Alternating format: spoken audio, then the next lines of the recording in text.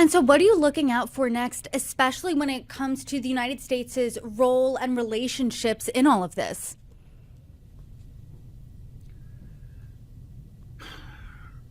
The United States is going to have to, I think, continue to selectively withhold weapons from Israel as violence,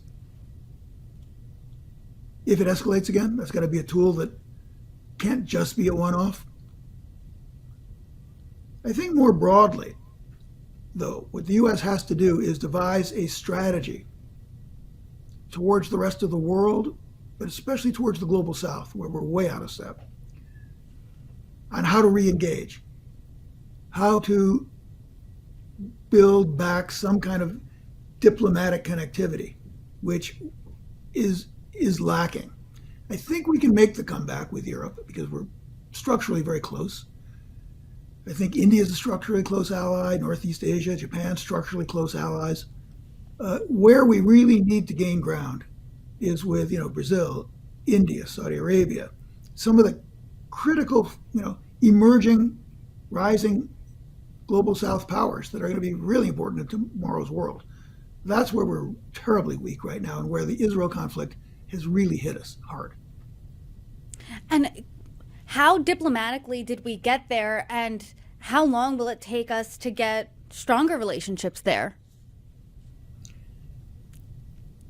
How did we get there? We got there by having blindfolds on for a very long time. Look, in fairness to the U.S. government, and I've been in U.S. government, and it's hard. You got a windscreen out there, and when it gets full of stuff, from China, from Russia, from other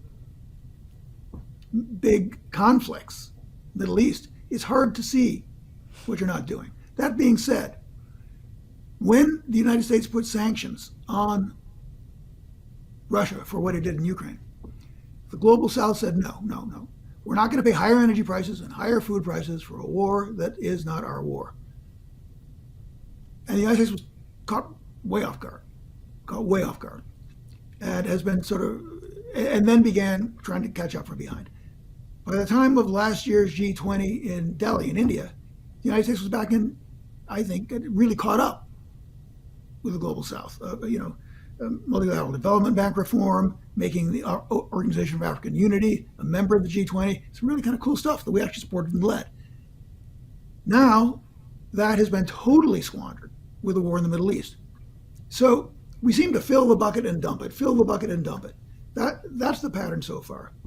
How we can fill the bucket and keep the water in it is a task that we haven't succeeded in yet.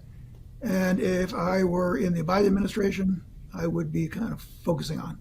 If I was head of policy planning in the Biden administration, that would be probably my top issue. Cliff Kupchan, thank you so much for your insight, your expertise. I enjoyed the conversation. I hope you can come join me again soon.